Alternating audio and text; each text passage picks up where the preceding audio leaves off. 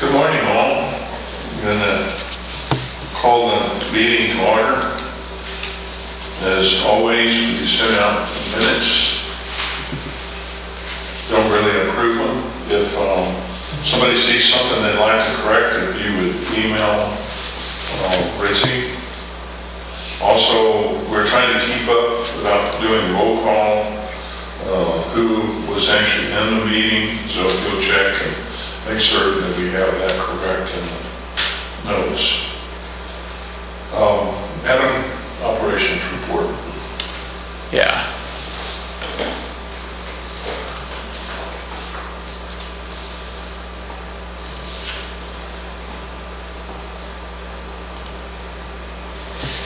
Good morning, everyone. I'm just going to go ahead and go through this operations report for this last month. The Nanostone pilot is still under TCQ review. That's probably going to be the report for the next month or so. Just a word on Nanostone. It has been working well throughout this summer. We've been pretty pleased with the filters. The ground storage tank rehab has been completed. We did do the final walkthrough this last month. There was a punch list for the contractor. It wasn't much, and they're finishing up that punch list right now. Should be able to close that job out soon. Big news this last week. We actually had the pipeline that crosses Lake Dunlap. It blew apart. And for those of you that are on computer, you can see the little video of it right there. 24-inch HDPE blew apart. Canyon Regional is working on a more permanent repair to mitigate this issue. Right now we have a repair band on that pipeline, which is just a temporary fix. So we are working on a more permanent repair.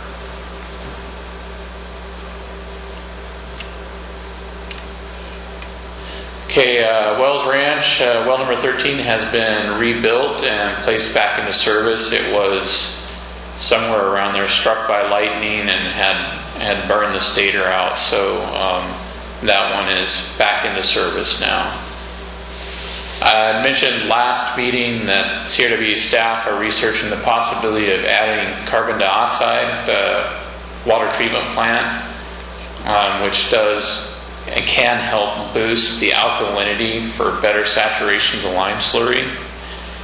One of the things that we are reviewing is that we're nearly meeting all of the indices that we need to meet with just what's there. So we're trying to weigh out the benefit of going to CO2, if it is even beneficial to us. The Hayes Caldwell plant, L&V will give a report a little later on. I just wanted to include a comment about it that they're still working on permitting and all that. So here under the usage at each treatment plant, when I first started working here back in 2015, the overall between all three plants, we produced in the year 2015 1.7 billion gallons. You can see right now for 2020, Lake Dunlap's already produced almost 1.3 billion gallons, and then 800 million gallons out of Wells Ranch, 344 million gallons out of Hayes Caldwell. Here you can see the usages per entity for the month of June.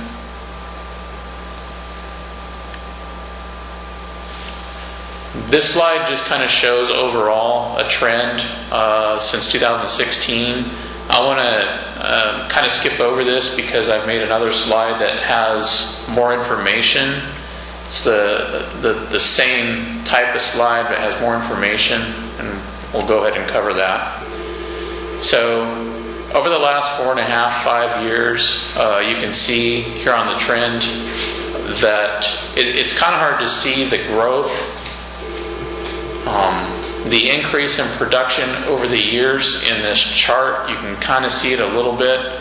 So I wanted to include some numbers down here at the bottom.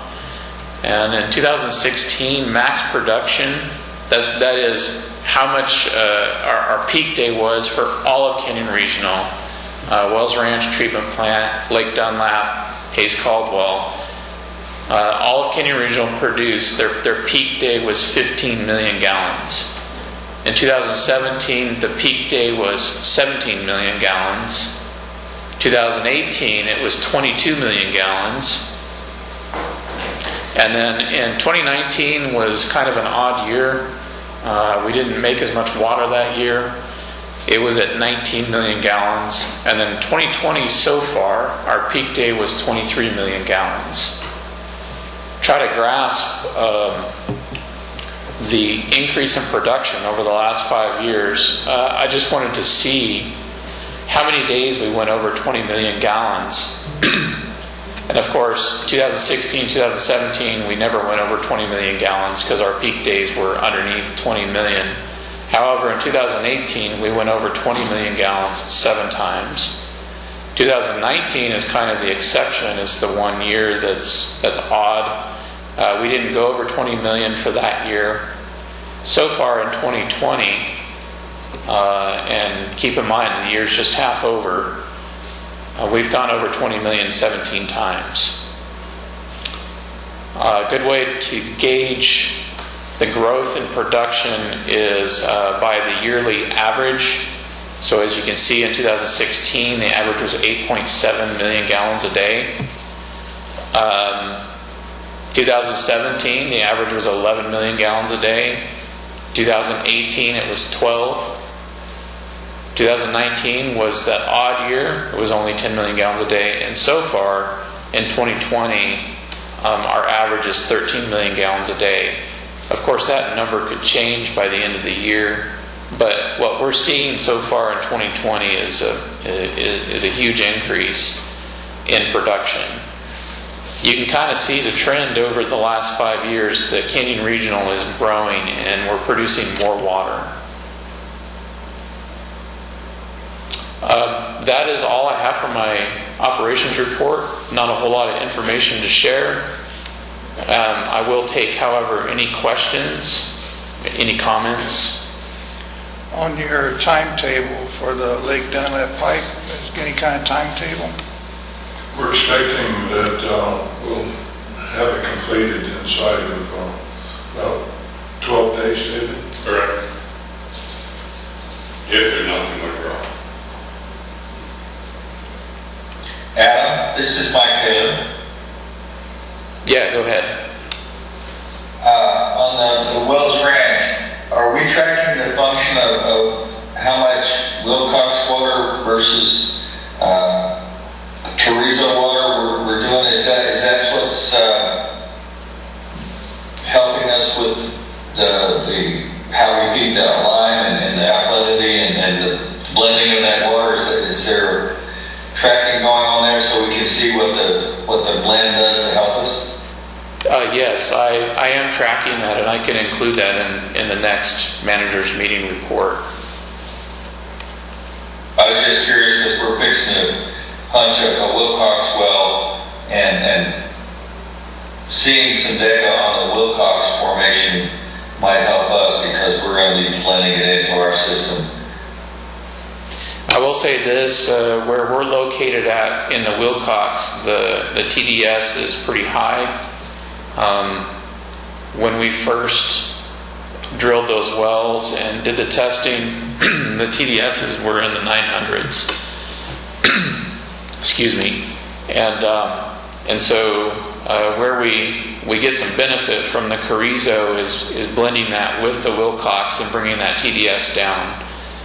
I don't know what the TDS is going to be where y'all are drilling your Wilcox well, but I do know that we have to blend it to bring that down. Thank you. Any other questions or comments? Okay, so we'll move on here. So the No further questions on that?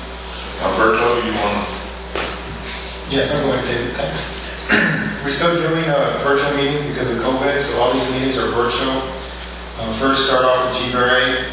We're monitoring the habitat conservation plan. As you recall, we're looking at taking monies that they've contributed with the Edwards Habitat Conservation Plan. They've contributed $400,000 and they're looking at reducing it to $125,000 for their conservation plan. There's a meeting that's going to occur this week, at the end of this week. I'll be part of that meeting to try to get more information because initially we were told that there would be no impact to other Edwards users if GRWA takes out and reduces from $400,000 to $125,000. But I'm hearing some scuttlebutt that the Edwards users may be impacted if this happens. But again, this is a voluntary effort by GRWA, so really no one has any say-so. GRWA wants to make sure that everybody understands the impacts. So we'll continue to monitor that. If I hear something, I'll let everybody know that if you are an Edwards user, you may have an increase in costs for your management fees. Preserve Lake Dunlap Association, same information as last month, waiting on their election in November 3rd, and supposedly they're going to have a town hall meeting on September. Again, the election is to basically create a water control improvement district. Regional, next meeting is July 30th.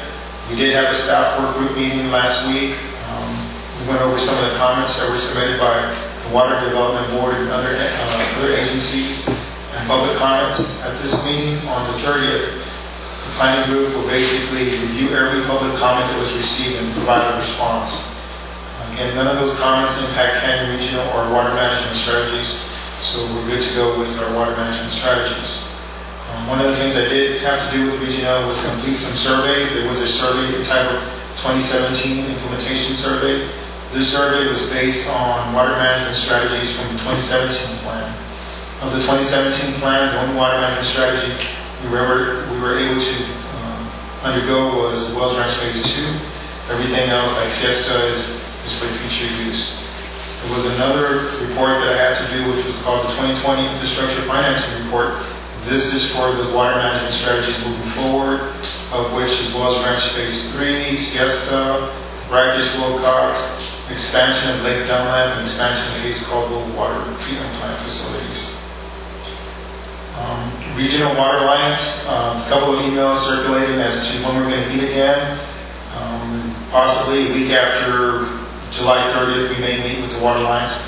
I'm still waiting to hear back from Pat Allen as to when we're going to meet and what we're going to talk about at this next Regional Water Alliance meeting. The GBC, which is the Guadalupe Basin Coalition, next meeting is yet to be determined, but I do know Mr. Davenport and some others are working on a committee to do what we've done every other year, which is a fall water summit.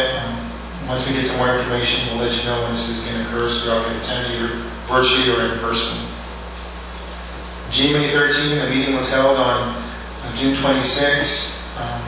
Important to this meeting is that the modeler is still needing information from the groundwater districts. There's about 6 groundwater districts that need to provide more information so the model for the GMA can be basically finalized and calibrated. The good thing about this is that the model doesn't have to be calibrated or finalized until January 2022. So there is some time, but again, the modeler is pressing for groundwater districts to provide them the information they need as far as wells, how much water is being used, etc., to complete a GMA 13 model.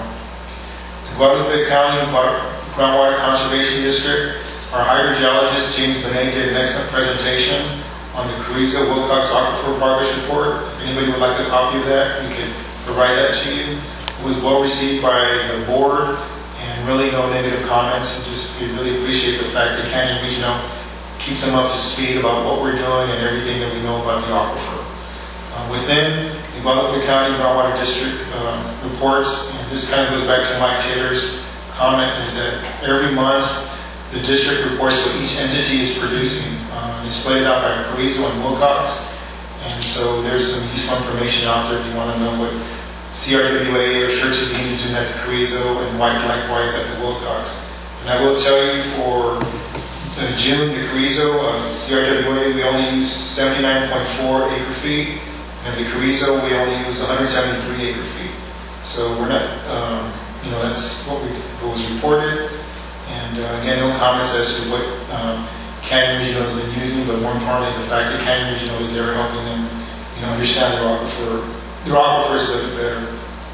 Gonzales, they had a meeting, no significant information from their meeting, but there is a meeting to be held sometime soon about what we have contributed into the monitoring well program. There was roughly $350,000 that was still left from this fund, of which the groups, the entities, SAWS, Schertzigeen, Canyon Regional, GRWA, contributed monies, and also the Alliance.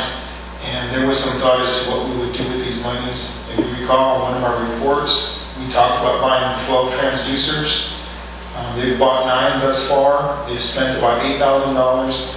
There was one more transducer that's going to be inserted into Guadalupe well.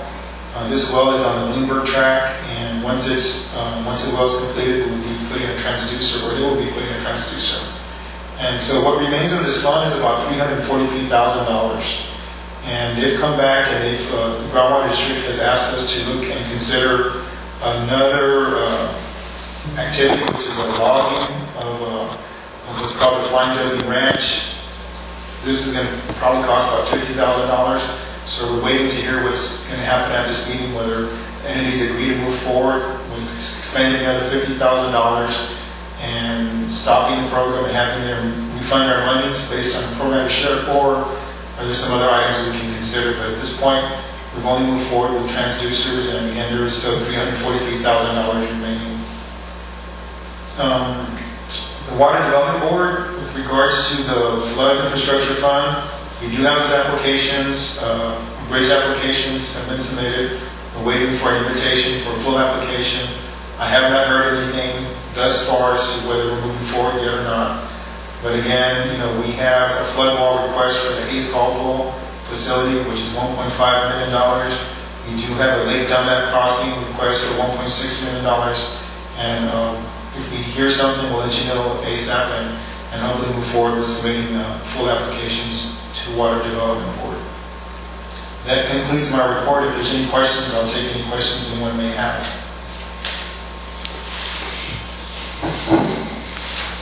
Thank you. No questions, Alberto. I believe Graham was not able to join us this morning, but Jason Beamer is online. Jason, do you want to speak about the Alliance Regional Water Authority? Well, good morning, everyone. So I really don't have anything to add beyond the notes we transmitted. I will say overall that it seems that we're still making good progress on all the various fronts for the 1A and the 1B project. Probably the one big thing to add for 1A is that we're in the final punch list review and working through those, and so I anticipate here in the next probably 2 weeks we should have the last of those lined up. So I'm happy to answer any questions if anybody has any. There's no questions for Jason. Adam, David Kniper, I don't know if either one of you report on GIS. Yeah, David, if you're online, why don't you go ahead and report on the GIS? Yeah, that's no problem. No, just wanted to mention that we met with David and Adam last month and went over the phase 3 of the GIS. They had quite a few good comments, and our team is addressing those right now, working on the updates. We should have those updates published to the site here in the next week or two for kind of do a final review. If there's any questions, I'd be happy to answer. Thank you, David. Humberto, on the Texas Water Development Board Flood Infrastructure Fund, we are supposed to hear from them in July. We're supposed to hear from them possibly in August. We have one more week in July. I think initially it was August, and we get an invitation hopefully to an application, possibly funding late fall. If we move forward, if we get approved. If there's no any questions from anybody that spoke on that item, we'll move on to number 4. progress on the Welsh Ranch improvements along with progress of the Texas Water Board with generators and Wagner Booster Station. Is anybody with tri-hydro online? Want to speak? We have Pat Lackey's online. Pat, do you want to speak on that? Yes, sir. So we're in the process of closing out projects with the Water Development Board. We're down to two projects, the water treatment plant and the Leicester Wagner Booster Pump Station. Basically, the storage tanks at each of those sites. You're aware of the license litigation. Yesterday we had an inspection with the Water Development Board at the Wagner tank site, and Preload's agreed to Trey Wilson's negotiated a change order settlement that we can separate the Wagner tank from the Leicester tank and basically close out half of that project. The Water Development Board was here yesterday to review the Wagner tank to see that it's complete. And we're in the process of submitting the approved change order to the Water Development Board, and we'll be asking the Canadian Regional Board to close out that particular project. We'll take that to the construction committee next week and then to the full board. But that will leave us 1.5 projects left, water treatment plant and the Leicester tank. We are working with them on the remaining projects. We have a meeting this Friday with the Water Development Board to hopefully see if we can move those projects along, or possibly our other goal is to possibly look at closing out the loan amount, and so we'll have a board report to the construction committee next week. Any questions I can answer? Hearing no questions, 2 items underneath this that I'll report on. The first is the Preload lawsuit, where we have filed a suit against Preload for the tank that is leaking. We had a phone conference hearing on Monday, basically attorneys before Judge Old.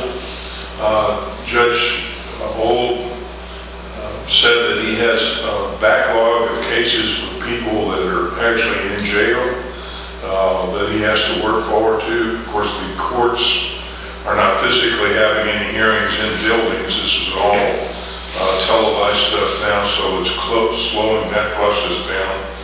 He said that the best that probably we could hope for if we had to go to trial would be the second half of 2021.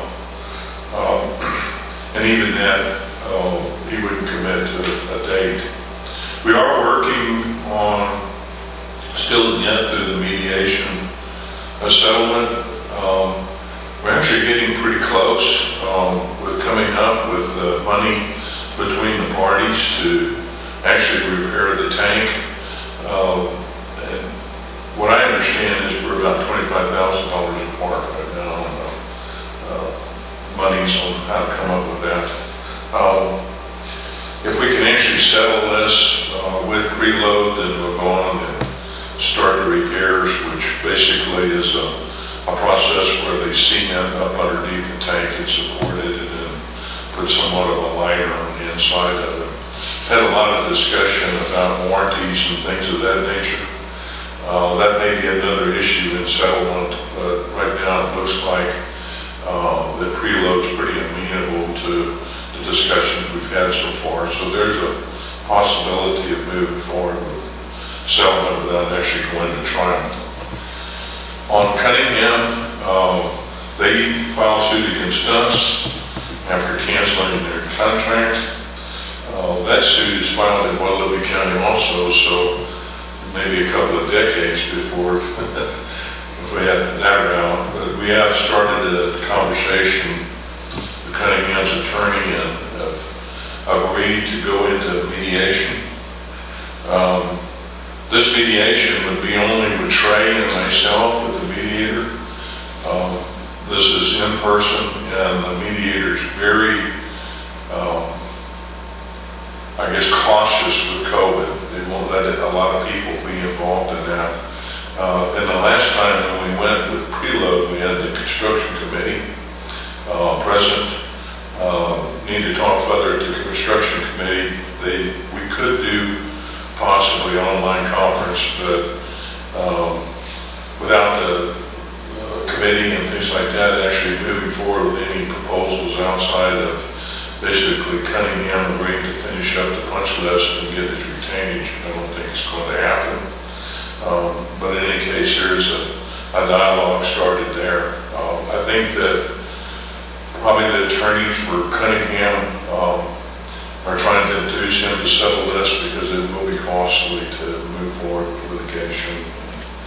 It'll take a long time for that to resolve, so we'll see if we can make some progress with that progress. Is there any other statements, questions, or anything on the Wells Ranch project? Generators or Wagner booster station piping? I do want to say that we are moving forward with a temporary piping situation at Wagner to actually put Cibolo on a couple of pumps pressure-wise. We've had problems with the running pressure off the Wagner booster station with all the various activities, valve lights going on, having lane surges, and been working through trying to get to this point. David McMullen, I believe, has reported that the pipe has come in. The pipe will show up tonight. So we'll be getting on that also. We are kind of switched in with various things going on with here at Pipeline at Dunlap, and also working on that too, but we're trying to get all of it put together to resolve two problems. No questions there. I'm going to move to Hayes Colwell Water Treatment Plant improvements. Marcus, are you going to report on this? Yes, can you hear me? Yes. Okay. Yes, first thing is Texas Water Development Board, we sent a request to release some funds or reallocate funds. Since this project is partially funded by the TWDB loan and partially to be funded by the prospective bond that's going to be rolling out at the end of the year, we requested that they move funds kind of to the front end. We need additional design funds to move forward. So we sent that request in late May, and Jesse Milanovich responded last week saying that he drafted a memo requesting approval, and that is with his management right now. He's waiting for comments and approval for that. So hopefully we'll contact him again this week and see if we have that. But it sounds promising. Also under TWDB, the environmental clearance required for that project, the Carlisle purchase triggered additional environmental for using that property.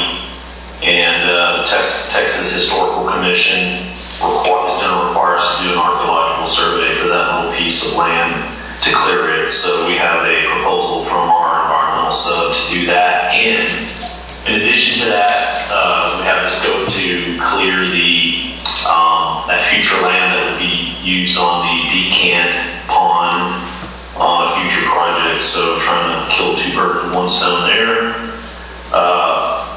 On the permitting front, with the city of San Marcos, we submitted the site application and also the watershed protection plan and the hydraulic modeling for the floodplain administrator. And it looks like Canyon Regional got the checks submitted yesterday associated with those two permits. So that's triggering the review process to go forward there.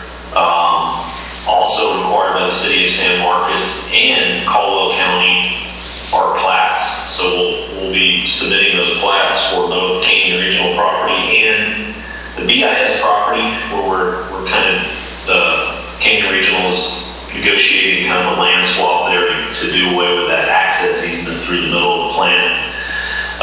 We'll be submitting both plats to both entities, the city and the county, and we're working towards putting those in. The the permits with the city of San Marcos cannot be approved until the plats are approved, so those are linked in that way.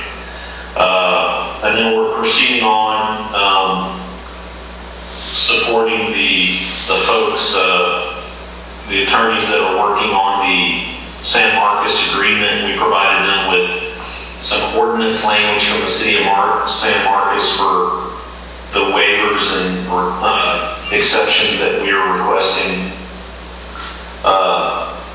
in association with the development services permitting that we're doing. So we have updated the attorneys there. And then we're proceeding with design as much as we can. We do need to get that release of funds to move forward with our design, but it looks like that's coming. So we're engaging our sub-consultants again to move forward with completion of design. And that's the latest update for Hayes Caldwell Water Treatment Plant Improvements Project. I'll answer any questions if y'all have them.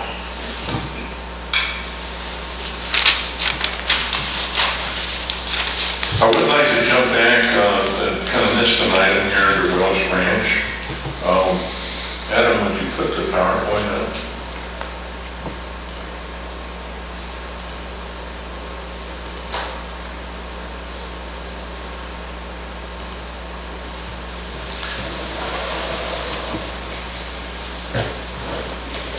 We have an item that was on the Board of Trustees meeting having to do with easement required. Don't seem to be able to Go to slideshow. hit the buttons here. Got a wacky mouse here. Piece of pipeline on Crystal Clear that we had laid at the landowner has complained pretty much all the way through the job. He had 3 tracts of land. If you can see my cursor here, it was a pretty good section of property that he actually owns or leases that we laid the pipeline on. We actually made the arrangement to begin with to pay upfront for the easement and some crop damages, and he's basically been complaining about restoring the surface with topsoil and also crop damages. What we did, instead of putting in construction technique into the easements, we had a letter agreement. Principally, the 2 elements that he's complained about is basically double trenching or salvaging the topsoil and then returning that topsoil back to the top rather than putting any spoils material. This is a picture, if you can see this with your computer, of the construction technique. The pipeline was laid with a bedding material. The material that was deeper, that was not topsoil, was used to fill in. And then we came back, you can see the ridge here in the PowerPoint, came back and took the topsoil and then laid it back in on the property. Mr. Kreuzler, I believe, wanted that whole trench to be filled in with topsoil. Has been generally the complaint that I've heard. I'm not completely sure, but he says that's affected his ability to grow crops on the property. One other element that he did not ask for payment on at the board meeting that he's complained to me about was that we hauled off dirt off of his property. Part of the agreement was that we would take the spoils off, and my point of this picture is that he's complained about the spoils, that was good dirt and he should be paid for that. Actually, I think that that's the exact dirt that he did not want put back on his field. So he never said anything until after it was gone about wanting anything else. We'd have definitely have left it there. I have a picture of the current crop that's on the property as we speak. corn. He has already combined weed off of the right of way, and harvested this year. Originally, we purchased the easement, the 3 tracks at $10,933. Excuse me, for the amounts here, I guess that was right at $60,000, and then paid a pre-sum of $10,933.97. Later, he complained that was not enough, and we basically made an arrangement to pro-rata the damages over several years, along with restoration. As of to date, we've agreed and sent money, which he has not cashed, part of the payment. The total sum of the $28,313.52, less than $10,000 was sent a check we did not cash of $17,000. I think it's $878. A larger portion of that, though, was that we never, in the easement acquisition process, paid for crop damages on land that he leased. If we had made arrangements with that landowner to settle it later. And so $9,000 is roughly where it's at. It's my understanding at the board meeting that Mr. Koester wants us to pay for another year prior to the 2019 payment, being basically 2017 or 16. I was a little bit confused, but he wants an additional $10,933.97. We actually entered Mr. Koister's property in June of 2018 for a bore, and that was it. We had no other. March of 2017. We entered his property for laying the line in June of 2018. It was basically 3 months, and then we were out of had it all back and repaired in 2018. So I guess his argument would be that he had an impact in year 2018 is what's before the board as we speak right now. This will be back on the agenda item that was tabled at the last meeting. At some points in time, the board of managers will make comments to the board on items of this. It is kind of complicated in that most of the board members are trying to follow all these numbers, and I'm sure I've kind of confused y'all too with all the details here, but I did want the board of managers to understand this topic and what was going on. Any comments or thoughts? But David, you're also going to be looking for verbiage to basically stop this from moving forward, correct? As far as this is the last payment, we agreed this was going to happen, this is all we're going to pay. I think that was a recognition from the board. Yes. Just need some type of verbiage. The board asked specifically that he put his request in writing, and that he agreed that whatever this request was, if we met it, that it would be done and over with, that we wouldn't see these continue coming back and saying I'm not satisfied.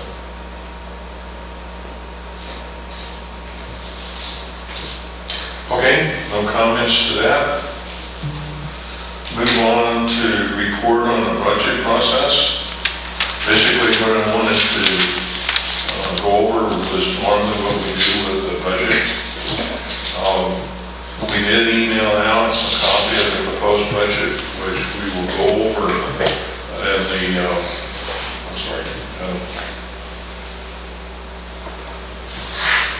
which we will go over in the budget committee meeting starting at 10 a.m. tomorrow. It likewise will be a Teams meeting. I should have received, if you're interested, a Teams invite to that. Mike Taylor is chair on that committee and will be running it. Mike, did you have any comment about the process itself? No, we're going to move forward like we always do and try to get this thing done at the next meeting so that if there's anything we missed, we we've got a little bit extra time to correct it before we head into the next fiscal year. But as you know from previous years, most of our budget is probably chiseled in stone because it's all already pre-agreed to through contracts and agreements, and so we're ready to get the next one done.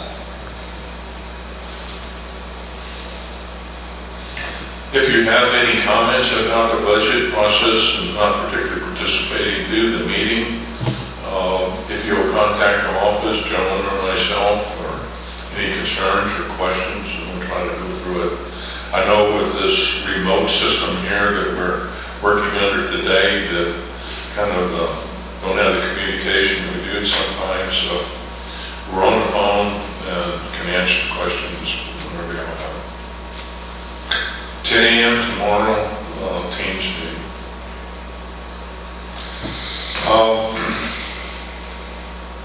I don't really have any items that the Board of Trustees other than Mr. Kreisler, and I believe that we tabled the report on the retirement of the board meeting. Those will be returned.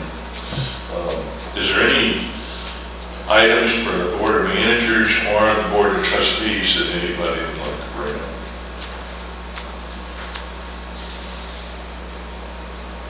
Any other comments, announcements? Everybody stand pretty quiet. Okay, I have 10:48. No other comments? We'll terminate the meeting. Thank you all very much for joining us on Teams. Thank you. Have a good day. Thanks, David. Bye.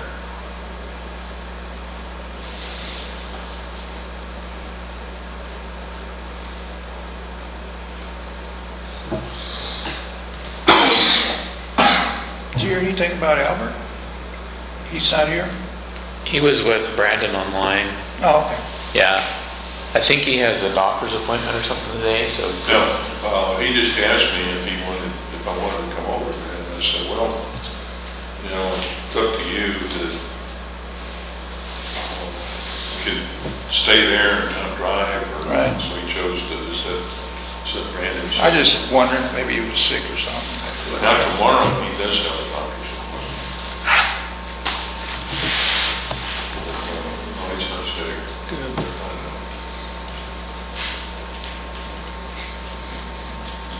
On that budget, if you go through it, if you got any questions or you need to go through it with you, just let us know.